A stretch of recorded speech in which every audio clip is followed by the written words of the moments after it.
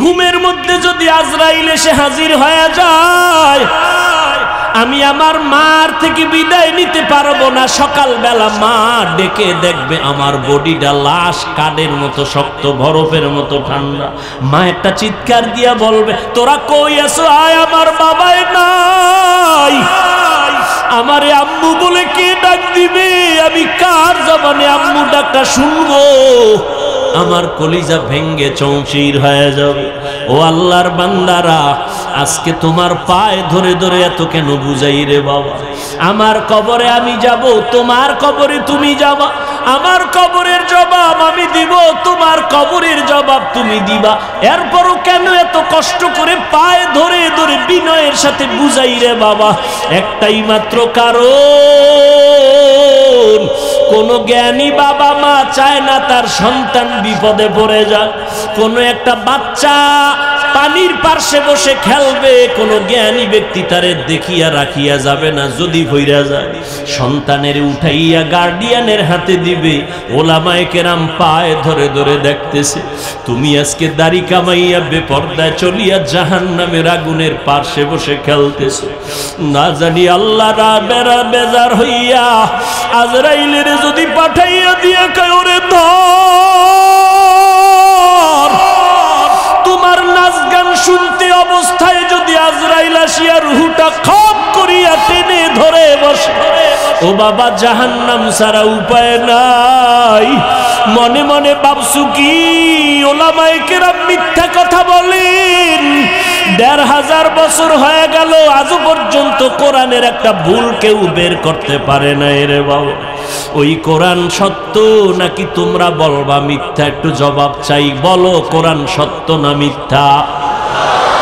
ওই কোরআনে জবাব দাও। ওই কোরআনে জান্নাতের বয়ান আসেনি? ওই কোরআনে জাহান্নামের বয়ান আসেনি? কে জান্নাতে যাবে কে জাহান্নামে যাবে তাও আল্লাহ বয়ান করেছেন। ইন্নাল আবরার লাফি নাঈম ওয়া ইন্নাল ফুজ্জার লাফি জাহিম। নেক আমলওয়ালারা জান্নাতি, গুনাহ যারা করবে তারা জাহান্নামী। জান্নাতটা কেমন আরামের ঘর আল্লাহ তাও কোরআনে বয়ান করেছেন। জান্নাতিন তাজরি মিন তাহতিহাল আনহার মা তাশতাহি আনফুসুকুম। আবার জাহান্নামটা কেমন ভয়ঙ্কর আল্লাহ তাও কোরআনে বলেছেন। যুবকদের শুরুতেই বলেছিলাম আজকে দুইটা সবক দিয়া যাব। দুইটা সবকের একটা বলতেছি এখন। যুবকেরা, আজকে বাসায় গিয়া মোবাইল যেহেতু দেখবাই, আমি হুজুরের কথায়ও ফিরিবা না। মোবাইল তোমার এমন আপন হইছে, মা ছাড়তে পারবা, মোবাইল ছাড়বা না। তোমার অন্তর এত শক্ত, বাবারে ছাড়বা তবুও মোবাইল ছাড়বা না। তোমার বন্ধুকে তালাক দিতে পারবা তো মোবাইল ছাড়তে পারবা না। যেহেতু দেখবাই, আজকে বাসায় গিয়ে আমি হাফিজ ভাইয়ের একটু অনুরোধ রাখবা, মোবাইলটা ওপেন করে ডাউনলোড করবা, বাংলা কোরআন লিখে সার্চ দিবা। এরপরে বাংলা কোরআন চলে আসবে 114 সূরার। মাঝে মাঝে আজ একটু কাল একটু সময় সময় একটা সূরার ছোট সূরার তরজমা পড়বা বাংলায়। ওয়াইলুল লিকুল্লি হুমাযাতিল লুমাযা আল্লাযী জামাআ মালান ওয়া আদ্দাদা। আবার একদিন যখন সময় পাবা, ঘুমের সময়, ঘুমের আগে আগে, অন্য টাইমে না, কারণ অন্য টাইমে তো তুমি বিজি। ঘুমাইবা যখন, দুনিয়ার আকাম করা যখন শেষ, তখন তো ঘুমাইবা এই সময়। আবার একদিন সূরা একটা বের করে তরজমা পড়বা, আলহাকুমুত তাকাসুরু হাত্তা যুরতুমুল মাকাবির। আবার একদিন সময় পেলে আল কারিআতু মাল কারিআ, এগুলো জাহান্নামের বয়ান। আবার একদিন সময় পাইলে আরাআইতাল্লাযী ইউকাযযিবু বিদ্দীন। আবার একদিন সময় পাইলে ইযা জুলজিলাতিল আরদু জিলজালাহা। আর একটা তোমার কাছে আমার উপদেশ, একটা তো বললাম, আর একটা হলো মাঝে মাঝে যদি তোমার পড়তে মনে না চায়, তাহলে তুমি ওই দিন মোবাইলে তেলাওয়াত লেখবা, তেলাওয়াত, কোরআন তেলাওয়াত। দেখবা মক্কা মদিনার ইমাম সাহেব হাজির হয়ে গেছে, তুমি একটু টাচ কইরা ইমাম সাহেবের তেলাওয়াতটা লাগাইয়া মোবাইলটা বালিশের পাশে রাইখা চুপ করে চোখ বন্ধ করবা, মোবাইলের কোরআন তেলাওয়াত শুনতে শুনতে ঘুমাইও। এক সপ্তাহ যদি এইভাবে কোরআন তেলাওয়াত শুনো, একদিন তোমার চোখের কোঠা বেয়ে বেয়ে পানিগুলো পড়বে, তুমি নিজেই বলবা আর কোনোদিন গানের আওয়াজ কানের মধ্যে দিব না, কোরআনের তেলাওয়াতে এত মজা। দুইটা সবক দিলাম, মাঝে মাঝে আদায় করিও। সেদিন রাজশাহী গেলাম, বিমান থেকে নাইমা নওগাঁ বয়ানে যাব, তাড়াহুড়া, টাইম কম, ডিলে হয়েছে 2 ঘন্টা বিমান। বিমান থেকে নাইমা গাড়িতে উঠবো, ওলামায়ে কেরাম রেডি আমাকে নিবে। একটা যুবক ছেলে দাঁড়াইয়া আঞ্জা করে দিছে আমার বুকের সাথে বুক লাগাবে। কি ও যুবক, কে তুমি, নাম কি? এই নাম। কি করো? রাজশাহী বিশ্ববিদ্যালয়ে পড়ি। কি পড়ো? ইসলামী স্টাডিজ নিয়ে লেখাপড়া করি। কি চাও? কয় হুজুর দয়া করে আমাকে মাফ করে দেন, আমি তোমারে চিনি না রে বাবা। কিসের মাপ? বলে আমি আপনার বিরুদ্ধে বহু লেখালেখি করেছি, অজস্র ভাষায় গালাগালি ফেসবুকে করেছি, বুঝি নাই হুজুর, আমারে আপনি মাফ করে দেন। আমি বললাম ঢাকাতে মাদ্রাসায় যাইও, মাঝে মাঝে দেখা করো, নামাজ পড়িও। কয় না হুজুর, আপনি মুখ দিয়ে অন্তরে মাফ করে দিয়েছি। আমি বললাম ঠিক আছে যাও। কয় না, বলতে হবে। আমি বললাম ঠিক আছে, আল্লাহ মাফ করুক। বলে না, আল্লাহ মাফ করবে কিনা আমাকে বলেন। এইভাবে বলিয়া বলে একটু বুকটা মিলাইতে চাই। বললাম মিলাও। যুবকটারে বিদায় দিলাম। কার কথায় কখন হেদায়াত হবে জানা নাই। এ যুবক, কেন কার কথায় পড়িয়া তুমি একজন আলেমকে দূরে ভাবতেছো আর একজনকে কাছে ভাবতেছো? মরিয়া গেলে তোমার আপন বন্ধুটাও খবর নিবে না, তোমার বন্ধুটা মোবাইলের থেকে তোমার নাম্বারটা ডিলিট করে ফেলবে। কেমন বন্ধু? নাম্বারটা ডিলিট করে ফেলবে। কিন্তু একজন আলেমের যদি মোহাব্বত করিয়া যাও, ওই আলেমটা যতদিন মোনাজাত দিবে তোমারে দোয়া না করিয়া মোনাজাত দিবে না। পায়ে হাত রেখে বলি রে যুবক, আমার নবীরে আর কাদাইস না রে যুবক, দাড়িটা কাটিয়া নবীরে কষ্ট দিস না রে ভাই। নামাজের আজানটা শুনিয়া মসজিদের দিকে আগাইয়া যা, মা বাবার দোয়া নিয়ে চলিস। এই চেয়ারে মা বাবার দোয়া ছাড়া বসতে পারি নাই রে যুবক। মা বাবার দোয়া ছাড়া পরীক্ষায় ভালো নাম্বার পাও নাই, মা বাবার দোয়া ছাড়া আজকে তুই টাকার মালিক হতে পারো নাই, বাড়ি গাড়ির মালিক হতে পারো নাই। আমার নবীর বিরোধিতা করিও না, সুন্নতের আমলটা ধরো, 5 বেলার নামাজ পড়ো, আলেম ওলামার দোয়া নিয়ে চলো, অন্তরে তওবা করো পিছনের গুনার কথা স্মরণ করে। আল্লাহকে মনে মনে ডাক দে আর বলো, দয়ার মালিক, আমার মতো গুনাহগার এই প্যান্ডেলে মনে হয় কেউ নাই। গুনার কারণে আমার হাত না পাক, আমার চোখ না পাক, আমার জিহ্বা না পাক, আমার অন্তর না পাক। আল্লাহ আজ তওবার নিয়ত করেছি, আর নামাজ ছাড়বো না, দাড়ি কাটবো না, মা বাবারে কষ্ট দিব না, আলেমদের বিরুদ্ধে যাব না, নবীর সুন্নতের বাইরে চলবো না, মা বাবার দোয়া নিয়ে চলবো। ওই মা বাবারে কষ্ট দিস না রে যুবক। ওই মা বাবারে কত কাদান কাদাইছো, তোর কথায় পড়িয়া কত মা কত বাবায় জানি গোপনে কান্না করেছে। আজকে বাসায় গিয়া মায়েরে পাইলে গিয়া বলবা, মা মাথায় হাত দিয়ে একটু দোয়া করে দাও, আর গুনার কাছেও যাব না। আমার মতো কত যুবক লাশ হইয়া গেল, বাসের নিচে যুবকের লাশ, পানির নিচে যুবকের লাশ। কোন দিন মরণ হবে জানা নাই। আজকে একজনে খবর দিল, আমি তো ফেসবুক চালাই না, জীবনেও বুঝিও না। একজনে আমাকে একটা লেখা পাঠাইলো যে স্কুলে গরমের কারণে একটা ছাত্রী মরিয়া গেছে। জানছেন, অনেক ছাত্রী মরিয়া গেছে। আমি আজকে গাড়িতে আসতে আসতে স্টেজের সময় আমার সাথীদের বললাম, ফেরাউনের যুগে আগুনের বৃষ্টি হইছে, বৃষ্টির মধ্যে শুধু আগুন। লূত আলাইহিস সালামের যুগে তার কওমের উপরে পাথরের বৃষ্টি হয়েছে। এত গরম কেন? কি পরিমাণ গুনাহ যে করি আমার আল্লাহ ছাড়া কেউ জানে না। মুহাম্মদের উম্মত যদি না হইতাম, বহু আগে মরিয়া যাইতাম। আখিরি নবীর উম্মত হওয়ার কারণে এত গুনার পরেও আল্লাহ আমগো জাগায় মারিয়া ফালান না, আযাব দিয়া অতএব তওবা করো। সবার কপালে তওবা নসিব হবে না। ওমরের মতো বান্দা তরবারি নিয়ে নবীর গর্দান কাটতে গিয়া মুসলমান হয়ে গেল, আর আবু জাহাল 13টা বছর নবীর বয়ান শুনিয়া কালেমা পড়ল না। এই ময়দানে সবাই তওবা করবে না। কেউ বলবে এত বয়ান শুনিয়া লাভ কি, আরো পরে তওবা করব।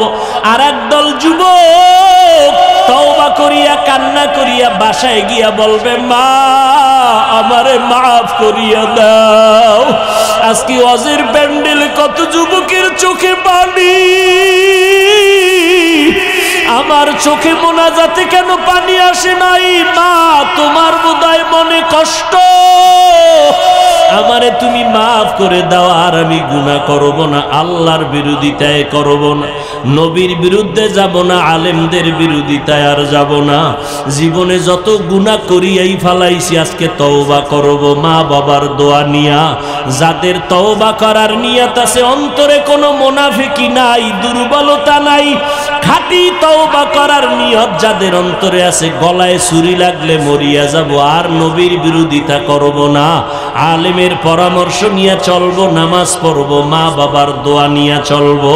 তওবা করার যদি খাঁটি নিয়ত অন্তরে হয়, আল্লাহর ওয়াস্তে আল্লাহর মোহাব্বতে দুটো হাত উঁচু করে দেখাইয়া দাও। মনে হয় এরা নতুন ভাবে আবির্ভূত হয়েছেন। এরা বলেন নফল টফল লাগে না, এরা ইসলামের ব্যানারওয়ালা বাতিল। বলেন এরা ইসলামের ব্যানারওয়ালা। আমার বয়ানের টার্গেট মুনাফিক। কাফেরের বিরুদ্ধে কথা বলে লাভ নাই, কাফেরের থেকে মুনাফিক 1000 গুণ মারাত্মক। কাফেরকে নিয়ে সমাজে চলা যাবে একসাথে, ইসলামে নিষেধ না, কিন্তু মুনাফিক নিয়ে চলা নিষেধ। কাফেরকে চিনা যায়, সতর্ক হওয়া যায়, মুনাফিকরে চিনা যায় না। কেন? স্বর্ণ আর সিটি গোল্ডের কালার সমান। আল্লাহ হেদায়াত দান করুন। ইসলামের ক্ষতি যুগে যুগে মুনাফিকেরা বেশি করেছে কাফেরের তুলনায়। আল্লাহ আমাদেরকে হেদায়াত দান করুন। তো যারা ময়দানে ওই প্যান্ডেল তাওয়াফ করেন, এরাও আমি বলবো কপাল পোড়াদের অন্তর্ভুক্ত। আরেক দল কপাল পোড়া, প্যান্ডেলে বসছেন ঠিকই, কিন্তু বয়ান শোনার মতো কপাল নাই, গজবের মোবাইল নিয়ে ব্যস্ত, এরাও কপাল পোড়া। মনে থাকবে, কথাগুলো লিখে রাখবেন, কাজে লাগবে।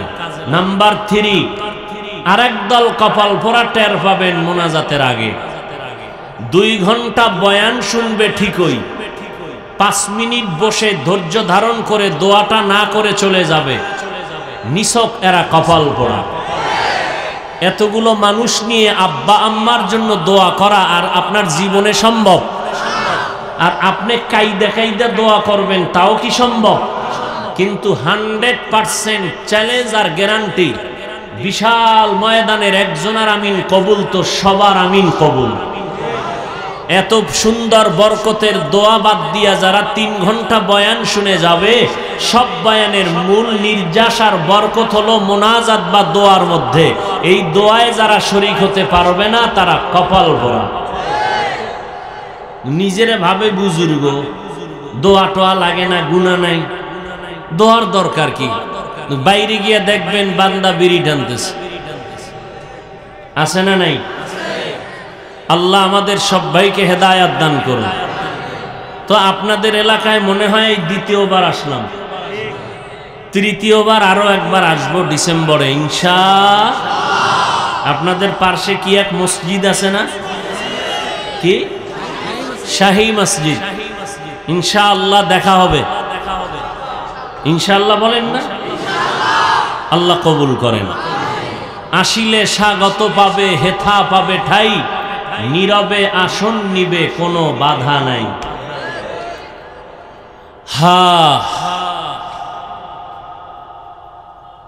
এবার আসি আমি যে আয়াত পড়েছি আর হাদিস। কিয়ামতের দিন অঙ্গ প্রত্যঙ্গের হিসাব হবে। কথাটার ফিনিশিং দিয়ে দেই আধা 5 সেকেন্ডে।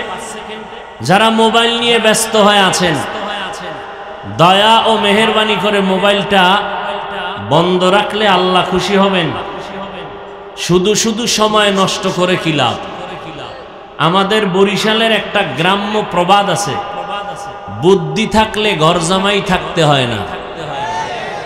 আপনাদের অতটুকু বুদ্ধিও মনে হয় নাই। কি আছে?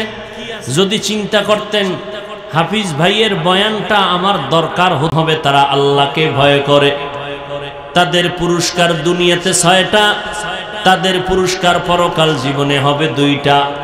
এরা বিনা হিসাবে জান্নাতি। মুত্তাকি যারা হবে তাদের জন্যই এই জমিনে আল্লাহ কোরআন দিয়েছেন হেদায়েত। এরে আল্লাহর গোলাম, আল্লাহকে ভয় করি, ভয় করি, ভয় করি, এর নাম ভয় না। আসলে কি ভয় করি তার প্রাথমিকভাবে নমুনা 2টা। 1 নাম্বার নমুনা, বান্দা ইচ্ছা করে কখনো গুনাহ করবে না, অনিচ্ছায় যদি গুনাহ হয়ে যায় তওবা করতেও দেরি করবে না। এই 2টা গুণ প্রাথমিকভাবে মুত্তাকি হওয়ার চূড়ান্ত পরিচয়।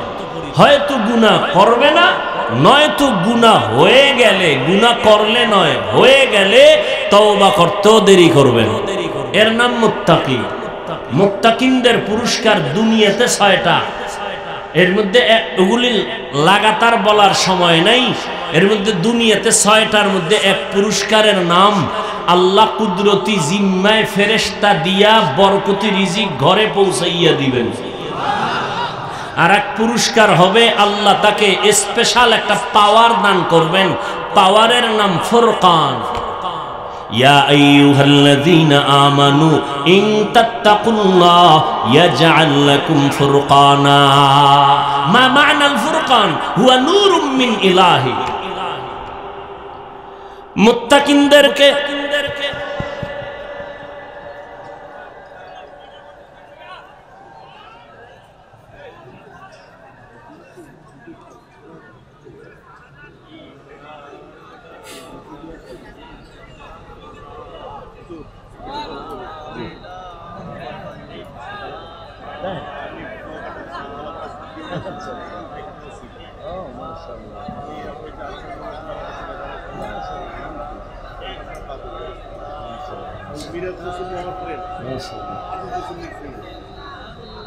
এই আপনারা উঠলেন কেন? এটা তো ভালো কথা না। উঠে গেলেও তো বুক ফুলায় যাবেন, অন্ধকারে পালায় যাওয়া ভালো মানুষের কাম। দেখছেননি কারবার। বসে পড়ুন। আর আপনারা কষ্ট মনে নিলে আমি দোয়াটা করে দেই। হাত 2টা উঁচু করব, আর 1 বছরের আগে নামবে না। কানলেও হাত উঁচু করেই কানতে হবে। অতএব ডিস্টার্ব না করি। আমার কারণে যেন অন্যের কোনো ক্ষতি, জীবনে তো আমল করতে পারি নাই, অন্যের আমলের যেন ক্ষতি না হয়, অন্যের আমলের ক্ষতির কারণ যেন আমি না হই। বুঝাইতে পারলাম? আল্লাহ কবুল করেন। জিন্দেগি মে বন্দগি তু কর নাহি, जिंदगी में बंदगी तू कर नहीं, जिंदगी बे बंदगी शर्मिंदा है, जिंदगी बे बंदगी शर्मिंदा है। दुनिया में हो दुनिया का तलबगार ना हो,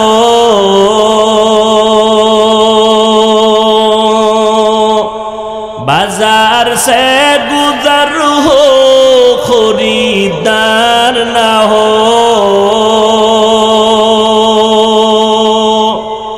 दुनिया में हो दुनिया का तलबगार ना हो,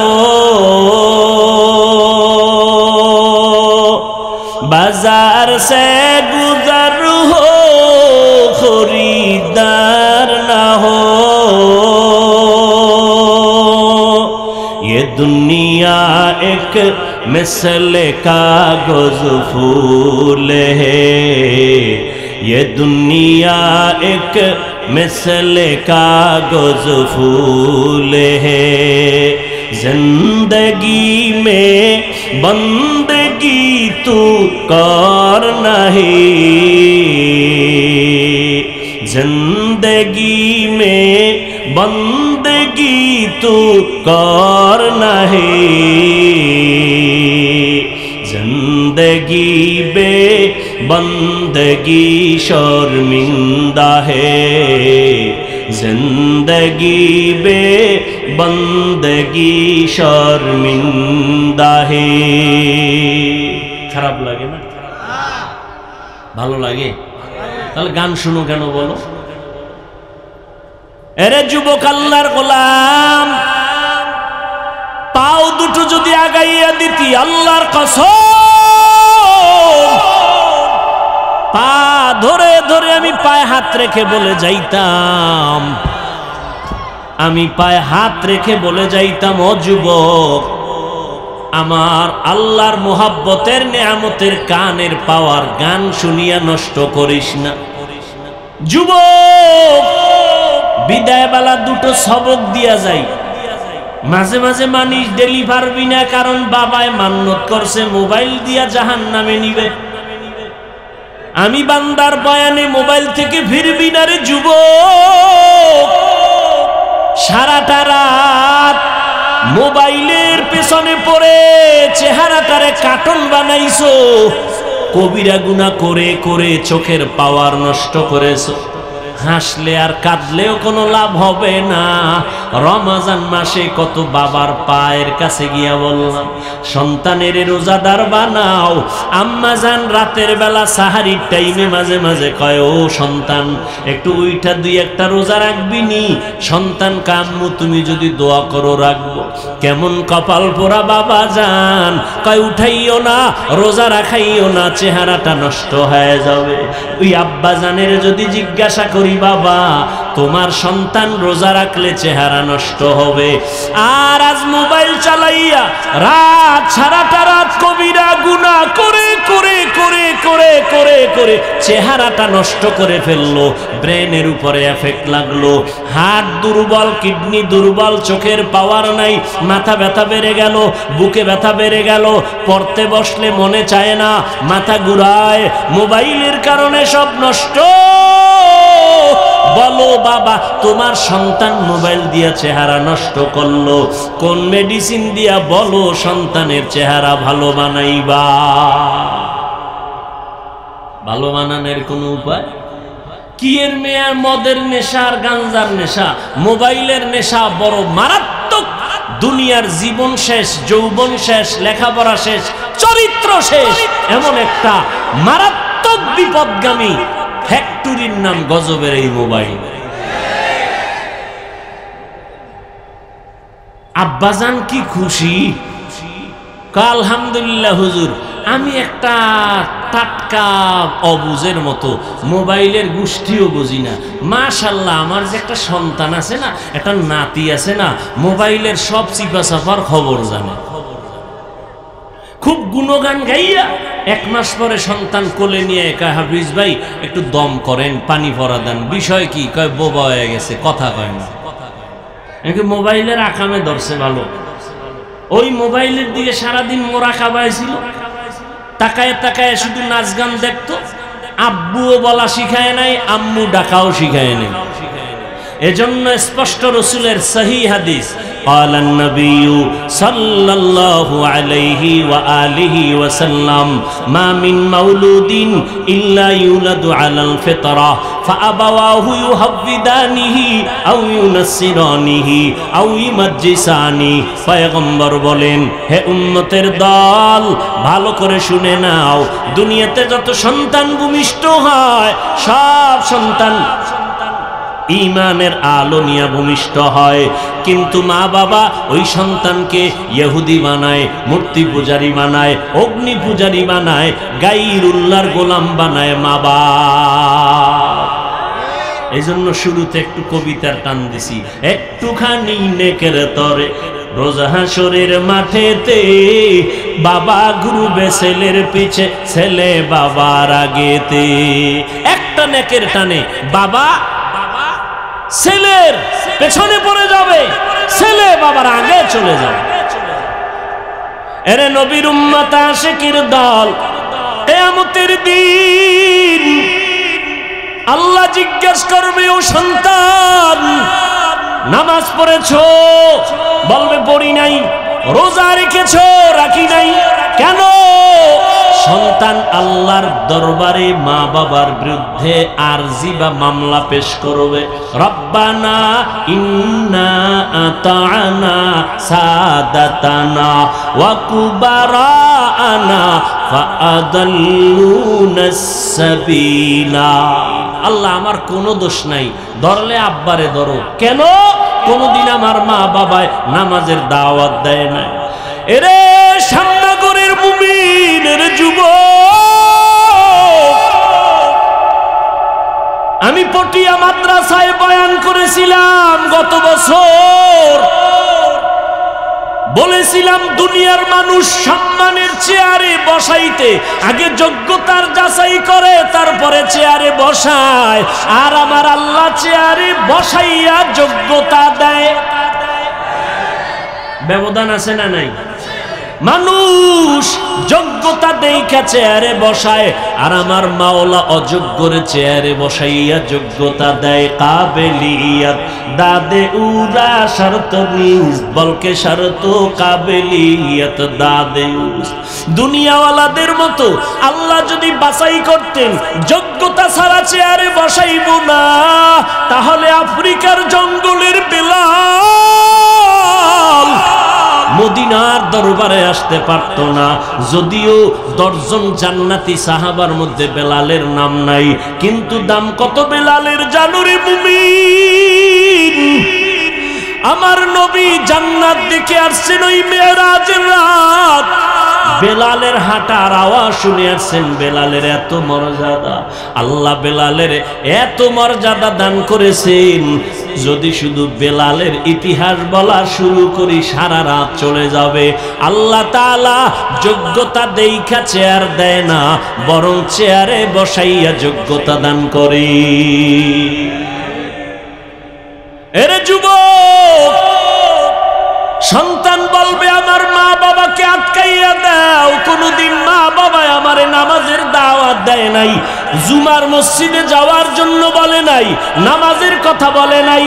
অথচ নবী বলেন, ও উম্মতের দল, বাচ্চার বয়স যখন 7 বছর হবে, 6 বছর, নামাজের মুসাল্লায় দাঁড় করায় দাও। 10 বছরের সময় একটু শাসন লাগলে করায় নামাজের মুসাল্লায় উঠাও।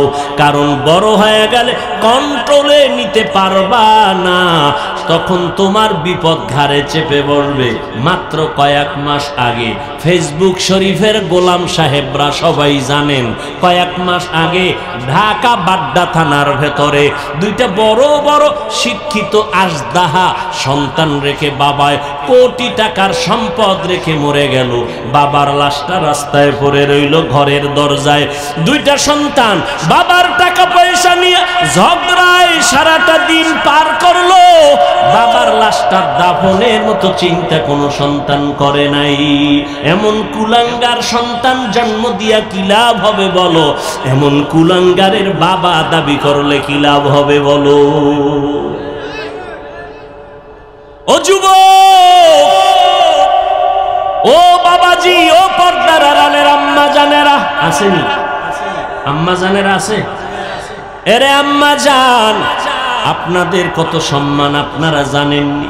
আপনারা নবীদের মায়ের মতো মা, সাহাবায়ে কেরামের মায়ের মতো মা, আপনারা হাফেজে কোরআনের মায়ের মতো মা। এই স্টেজের ভিতরে হাফেজে কোরআনের মাথায় পাগড়ি দেওয়া হলো। এদের মা বাবার জীবনটা কত ধন্য। কিয়ামতের দিন আমার আল্লাহ নূরের তাজ তাদের মাথায় পড়ায় দিবেন।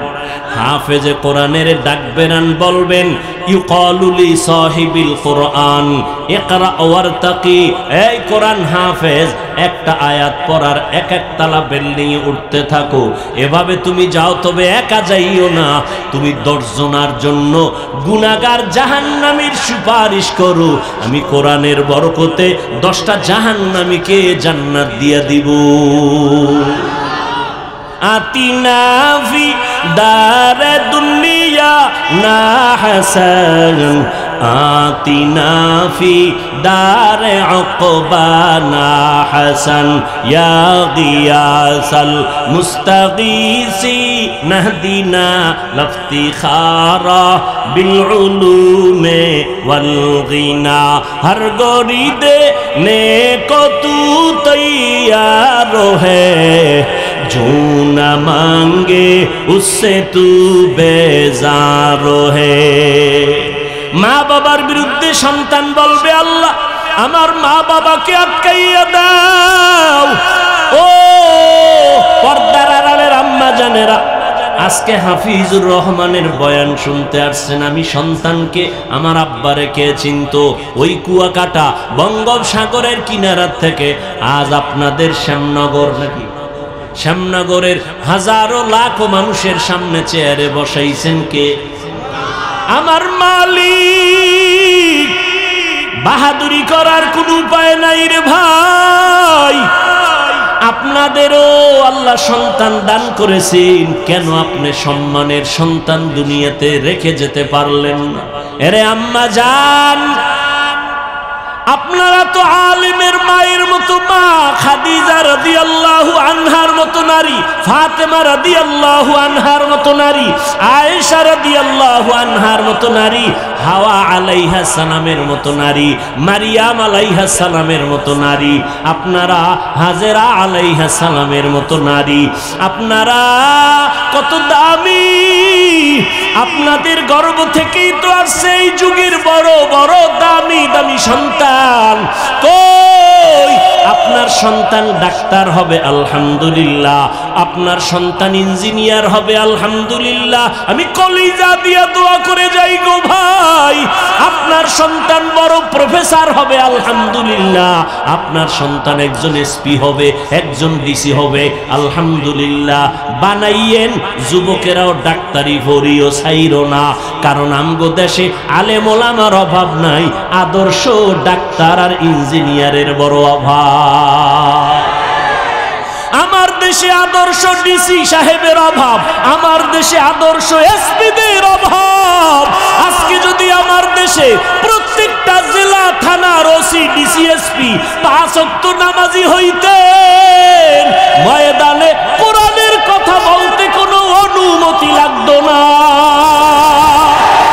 ঠিক কিনা বলো? আলেম লাগবে না, আরে বইন আলেম লাগবে না। আলেম এত বেশি হইছে এখন, খালি ভেজাল আর ভেজাল। কথা ঠিক না?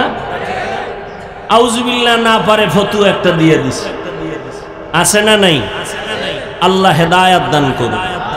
এর যুবক, ডাক্তার হও, ইঞ্জিনিয়ার হও, একজন এসপি হও, একজন এমপি হও, একজন চেয়ারম্যান হও, তবে পায়ে হাত দিয়ে একটা অনুরোধ করে যাই রে যুবক, বুঝাইতে পারবো না কলিজাটা ভেঙ্গে। এই যে জীবন ভর ময়দানে বয়ান করি, 2 যুগের কাছাকাছি, 2 যুগের কাছাকাছি ওয়াজি করি, কত তুফানের মধ্যে আল্লাহ রাখছে। এত তুফানের ভেতরে আল্লাহ রেখেছেন, বয়ান করিয়া বলি না আমার একটা দল আছে, তোমরা আমার দলে আসিও। কোনদিন বলি নাই আমি 5 কল্লি টুপি মাথায় দিয়েছি তোমরাও দাও, একবারও বলি নাই। কওমি মাদ্রাসায় পড়েছি, কোনদিন আলিয়ার বিরুদ্ধে বলি নাই, স্কুলের বিরুদ্ধে বলি নাই। লম্বা জামা পরেছি, কোনদিন প্যান্ট শার্ট টাইওয়ালা পোশাকের বিরুদ্ধে বলি নাই। কেন? আমি এই তর্ক বিতর্ক দলাদলি চাই না, বরং মানুষের পায়ে ধরে ধরে বয়ান করি, কান্না করে বয়ান করি, হৃদয় অঙ্গম দিয়ে বয়ান করি। কেন এত পাও ধরে ধরে বয়ান করি? দিন নাই, রাত নাই, ঘুম নাই, খানা নাই, কত অসুস্থতার মাঝে 2টা স্লোগান মানুষের অন্তরের মধ্যে ঢুকাইতে চাই। এই 2টা স্লোগান যদি ঢুকে যায়, আমাদের মুসলমানের সামনে নাস্তিকদের কথা বলতেও সালাম দিয়া অনুমতি নিতে হবে। 2টা স্লোগান অন্তরে ঢুকাই ওরে শ্যামনগরের মানুষ। কে কোন দলের জানার দরকার নাই। আমাদের সব পরিচয়ে, সব দুনিয়াতে যেদিন আসছিলাম সেদিন আমিও যেমন তুমিও তেমন, ঠিক নেই? শুধু শ্যামনগরের মানুষ লঙ্গি ভরে আসছিল, সব এক। আজকে আমি টুপিওয়ালা, আমি বক্তা, তুমি শ্রোতা, তুমি ডাক্তার, আমি রোগী। কিন্তু আবার এমন একটা সময় আসবে সেদিন কোন ডাক্তার কে রোগী, কে বক্তা, কে শ্রোতা পরিচয় থাকবে না। সবার কাফন হবে তিনটা সাদা কাফন, একাকার হয়ে যাবে। ওই দিন শুধু একটাই পরিচয় হবে, এটা মুসলমানের লাশ, এটা খ্রিস্টানের লাশ। তোমার আমার পরিচয়, আমরা মুসলমান, তোমার আমার আল্লাহ এক, নাকি শ্যামনগরের মানুষের আল্লাহ আর একজন? আমার আল্লাহ তোমার আল্লাহ এক, আমার নবী তোমার নবী এক, আমার কাবা তোমার কাবা এক, আমার কোরআন তোমার কোরআন এক। তুমি আমি দুনিয়াতে আসছি এক, বিদায় হব এক, কবরের সাইজও হবে এক, কবরের প্রশ্ন হবে তিনটা, তাও হবে এক। কে হিন্দু, কে মুসলমান, কে হুজুর না, কে ডাক্তার, কে রোগী জানা নাই। কবরের প্রশ্ন তিনটা, রবের পরিচয় দাও, ধর্মের পরিচয় দাও, রহমাতুল লিল আলামিনের পরিচয় দাও। ওখানে তুমি কত বড় হুজুর জানার কোনো প্রশ্ন নাই, কয় টাকার মালিক কোনো প্রশ্ন নাই। প্রশ্ন হবে তিনটা, রবের পরিচয় দাও, ধর্মের পরিচয় দাও, রহমাতুল লিল আলামিনের পরিচয় দাও। এজন্যই তো দুইটা স্লোগান মানুষের অন্তরে ঢুকাইতে চাই। ও মানুষ, দুনিয়াতে যতদিন বেঁচে থাকবো, এক নাম্বার স্লোগান গোলামি করব আমার আল্লাহর। দুনিয়াতে যতদিন বেঁচে থাকবো আদর্শ মানব মদিনাওয়ালা নবী। কোন পীরের আদর্শ মানব না, কোন নেতার আদর্শ মানব না, আদর্শ মানব মদিনাওয়ালা নবীর। কারণ আল্লাহর কসম একবার, আল্লাহর কসম দুইবার, আল্লাহর কসম তিনবার, ওয়াল্লাহি বিল্লাহি তাল্লাহি, আল্লাহর কসম।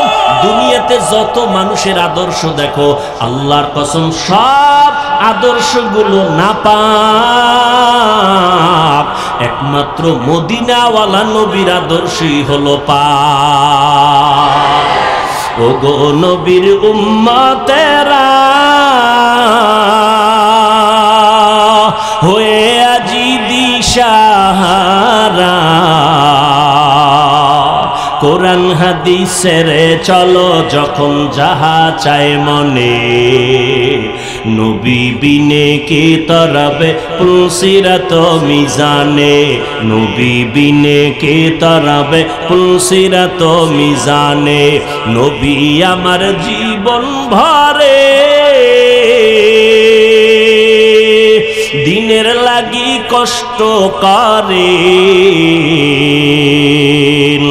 দান দান শহীদ করিলেন অহুদেরই ময়দানে, নবী বিনে কে তারাবে পুলসিরাত মিজানে, নবী বিনে কে তারাবে পুলসিরাত মিজানে। খারাপ লাগে?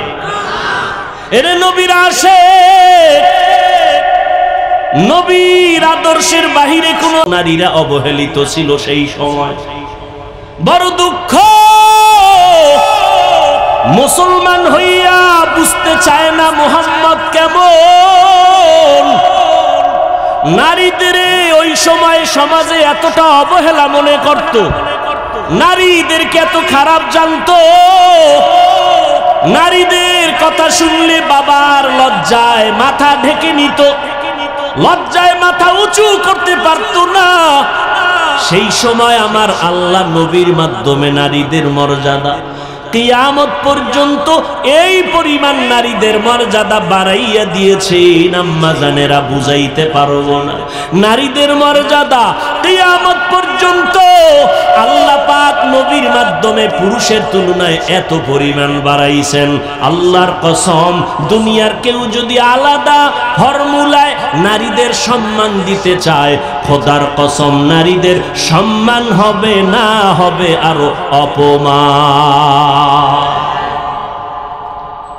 নারীদের সম্মান কি পরিমাণ আল্লাহ দিয়েছেন। কিয়ামতের দিন কোটি কোটি কোটি কোটি সহস্র কোটি মানুষ আল্লাহ যদি বলে ফেলেন আজ আমি এমন একজন ব্যক্তিকে পুরস্কার দিব, দাঁড়াও, কে? যেই ব্যক্তি আমার নবী, আমার মায়ার নবীর হাতে প্রথম কালেমার দাওয়াত গ্রহণ করেছো, দাঁড়াও, আমি আজ সবার সামনে পুরস্কৃত করব। দুনিয়ার কোন পুরুষ দাঁড়াবার সাহস হবে না।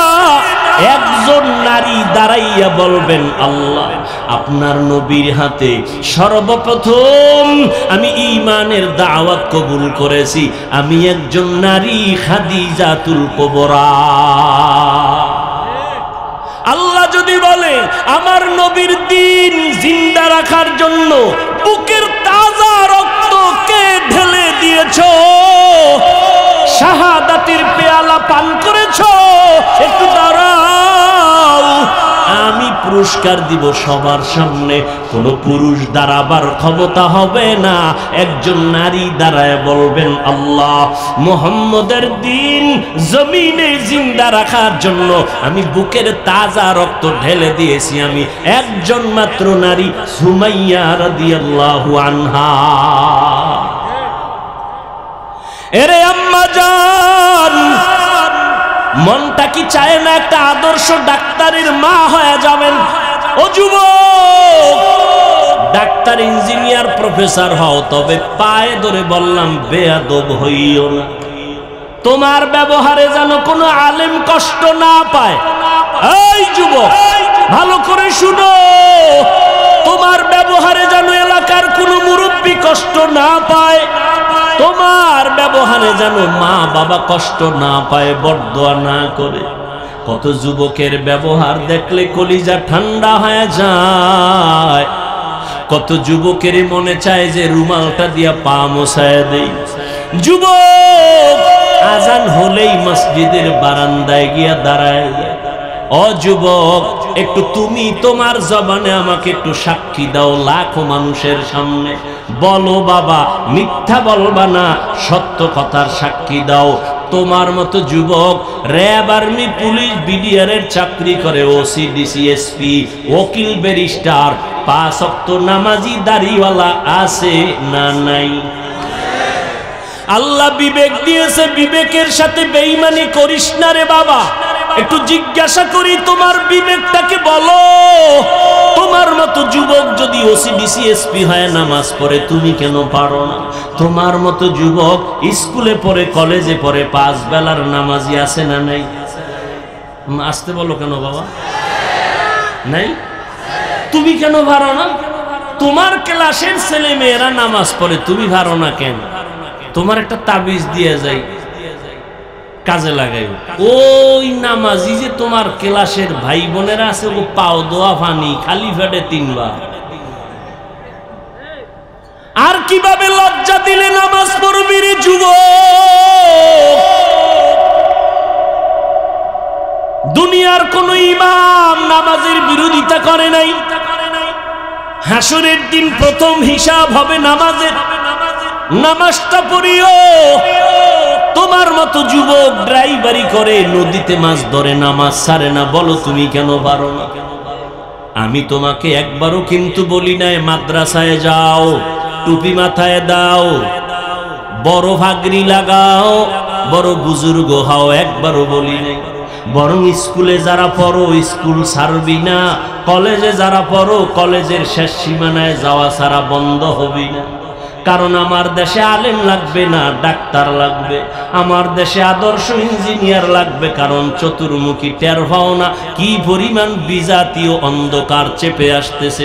হঠাৎ করে যদি বেঈমানেরা কয় মুসলমানের কোনো ঔষধ দিব না, আমাদের কোনো চিকিৎসা ডাক্তারেরা করবে না, তুই মুসলমান ডাক্তার বাংলাদেশে দাঁড়াইয়া চ্যালেঞ্জ দিয়া বলবি, এই বেঈমানের দল, তোদের ঔষধ আর ডাক্তার আমাদের লাগবে না, আমাদের মুসলমানের জন্য আমরা মুসলমান ডাক্তারেরাই যথেষ্ট।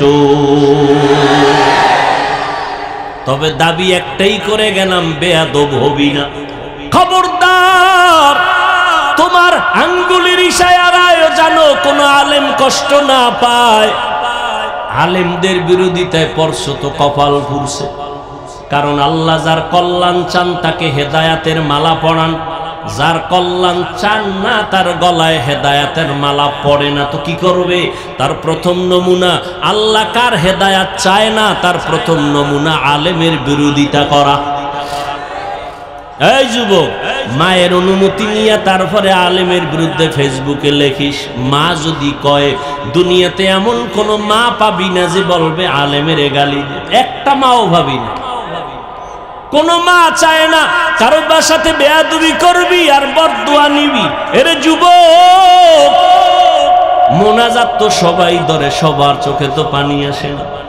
কলব বা দিল তো সবার ভিতরে আছে, আয়নার মতো দিল তো সবার হয় না। মোনাজাতে পানি আসে না কেন রে যুবক?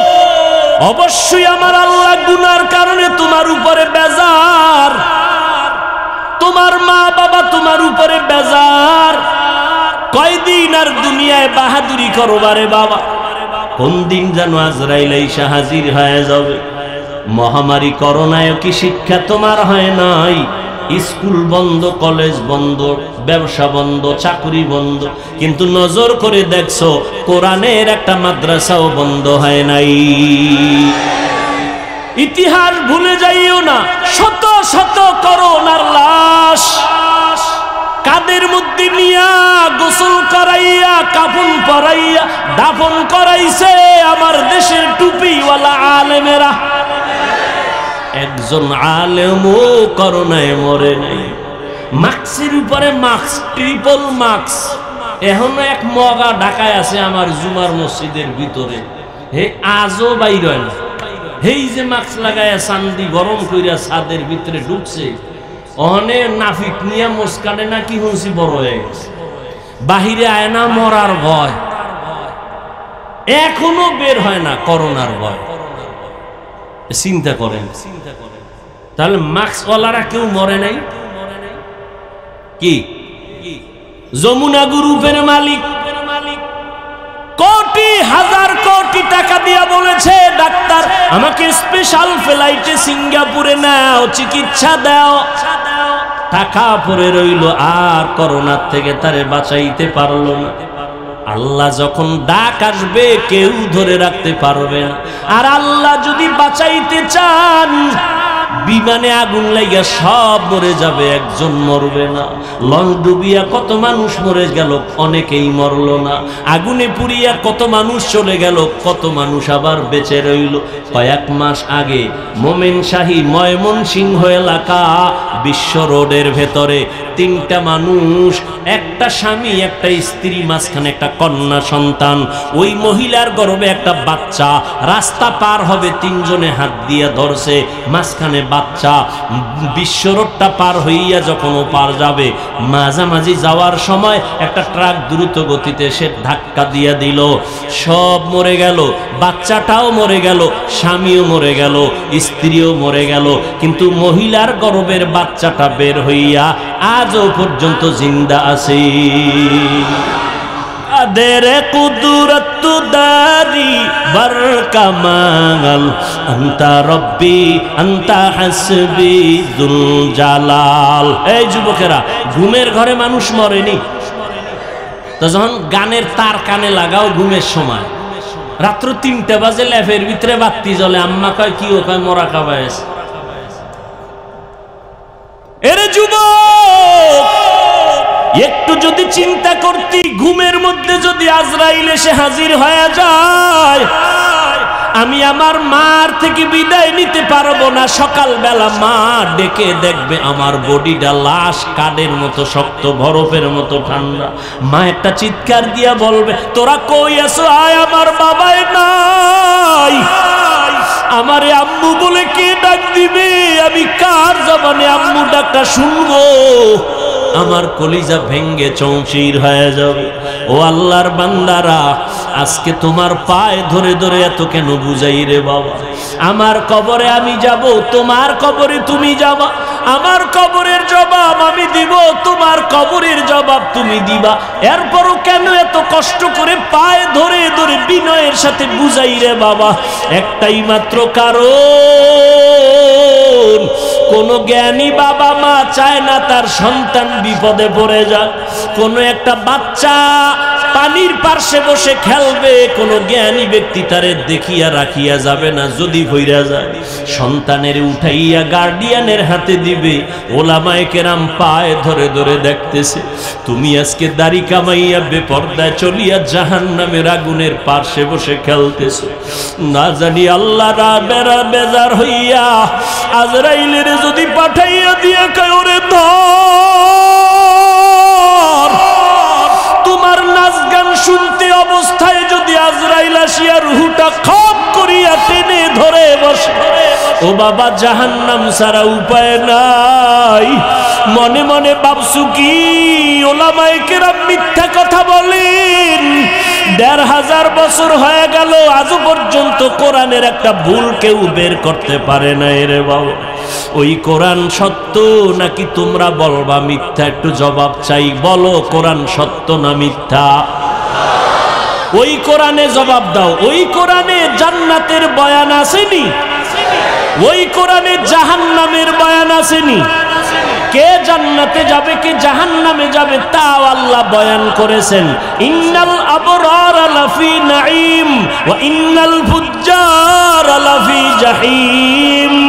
নেক আমলওয়ালারা জান্নাতি, গুনাহ যারা করবে তারা জাহান্নামী। জান্নাতটা কেমন আরামের ঘর আল্লাহ তাও কোরআনে বয়ান করেছেন। জান্নাতিন তাজরি মিন তাহতিহাল আনহার মা তাশতাহি আনফুসুকুম। আবার জাহান্নামটা কেমন ভয়ঙ্কর আল্লাহ তাও কোরআনে বলেছেন। যুবকদের এক শুরুতেই বলেছিলাম আজকে দুইটা সবক দিয়া যাব। দুইটা সবকের একটা বলতেছি এখন। যুবকেরা আজকে বাসায় গিয়া মোবাইল যেহেতু দেখবাই, আমি হুজুরের কথায় ফিরিবা না। মোবাইল তোমার এমন আপন হইছে, মা ছাড়তে পারবা, মোবাইল ছাড়বা না। তোমার অন্তর এত শক্ত, বাবারে ছাড়বা তবুও মোবাইল ছাড়বা না। তোমার বন্ধুকে তালাক দিতে পারবা তো মোবাইল ছাড়তে পারবা না। যেহেতু দেখবাই, আজকে বাসায় গিয়ে আমি হাফিজ ভাইয়ের একটু অনুরোধ রাখবা, মোবাইলটা ওপেন করে ডাউনলোড করবা, বাংলা কোরআন লিখে সার্চ দিবা। এরপরে বাংলা কোরআন চলে আসবে 114 সূরার। মাঝে মাঝে আজ একটু কাল একটু সময় সময় একটা সূরার ছোট সূরার তরজমা পড়বা বাংলায়। ওয়াইলুল লিকুল্লি হুমাযাতিল লুমাযা আল্লাযী জামাআ মালান ওয়া আদ্দাদা। আবার একদিন যখন সময় পাবা, ঘুমের সময়, ঘুমের আগে আগে, অন্য টাইমে না, কারণ অন্য টাইমে তো তুমি বিজি। ঘুমাইবা যখন, দুনিয়ার আকাম করা যখন শেষ, তখন তো ঘুমাইবা এই সময়। আবার একদিন সূরা একটা বের করে তরজমা পড়বা, আলহাকুমুত তাকাসুরু হাত্তা যুরতুমুল মাকাবির। আবার একদিন সময় পেলে আল কারিআতু মাল কারিআ, এগুলো জাহান্নামের বয়ান। আবার একদিন সময় পাইলে আরাআইতাল্লাযী ইউকাযযিবু বিদ্দীন। আবার একদিন সময় পাইলে ইযা জুলজিলাতিল আরদু জিলজালাহা।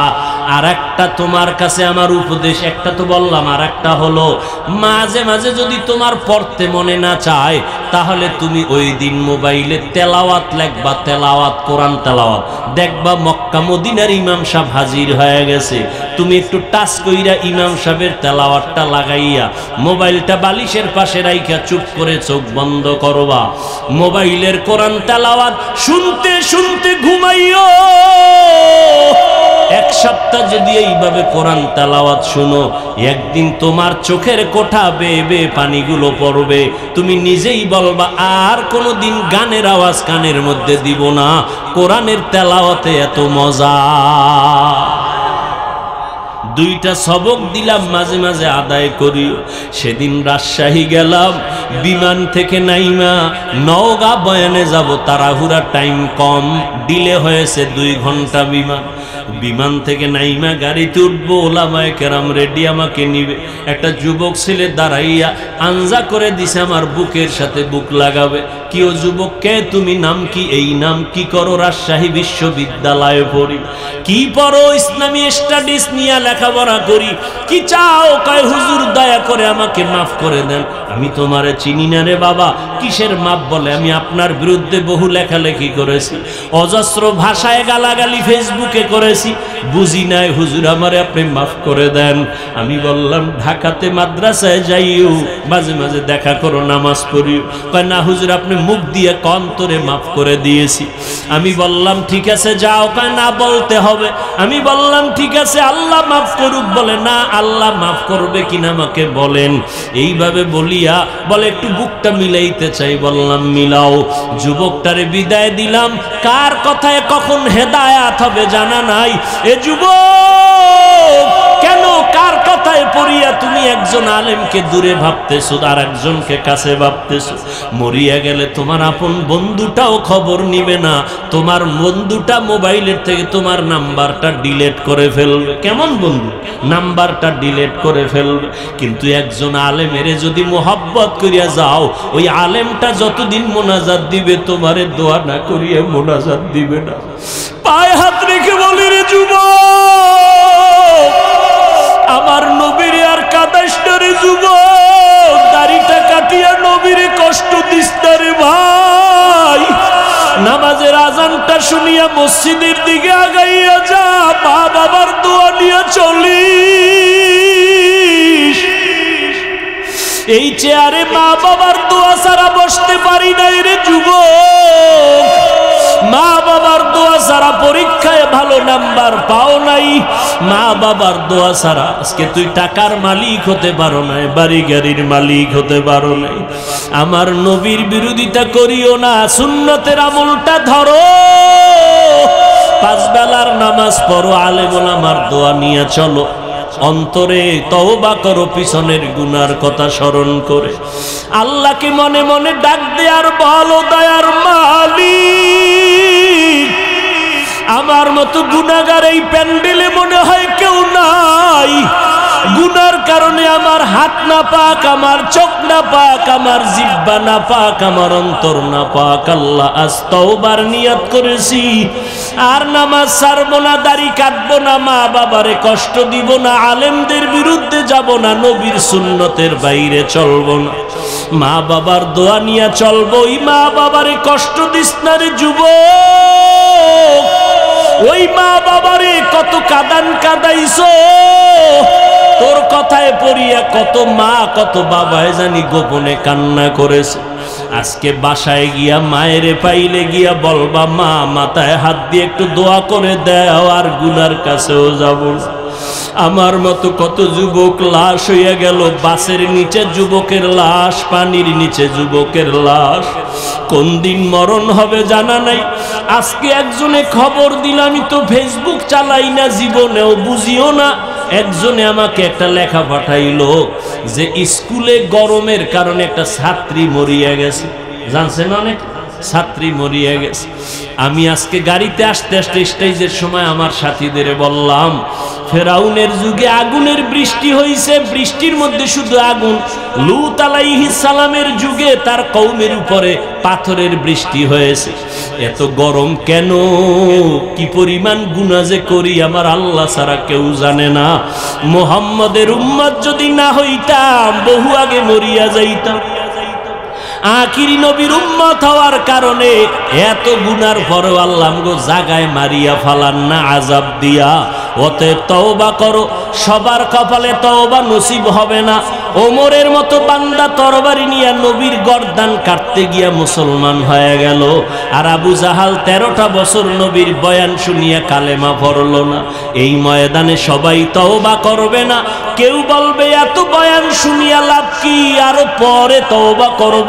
আর একদল যুবক তওবা করিয়া কান্না করিয়া বাসায় গিয়া বলবে, মা আমারে মাফ করিয়া দাও।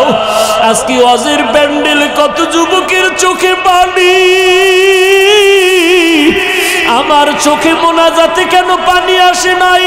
মা, তোমার বোধহয় মনে কষ্ট, আমারে তুমি মাফ করে দাও, আর আমি গুনাহ করব না, আল্লাহর বিরোধিতায় করব না, নবীর বিরুদ্ধে যাব না, আলেমদের বিরোধিতায় আর যাব না। জীবনে যত গুনাহ করিয়াই ফালাইছি আজকে তওবা করব মা বাবার দোয়া নিয়া। যাদের তওবা করার নিয়ত আছে, অন্তরে কোনো মুনাফিকি নাই, দুর্বলতা নাই, খাঁটি তওবা করার নিয়ত যাদের অন্তরে আছে, গলায় ছুরি লাগলে মরিয়া যাব, আর নবীর বিরোধিতা করব না, আলেমের পরামর্শ নিয়ে চলবো, নামাজ পড়বো, মা বাবার দোয়া নিয়ে চলবো। তওবা করার যদি খাঁটি নিয়ত অন্তরে হয়, আল্লাহর ওয়াস্তে, আল্লাহর মোহাব্বতে দুটো হাত উঁচু করে দেখাইয়া দাও।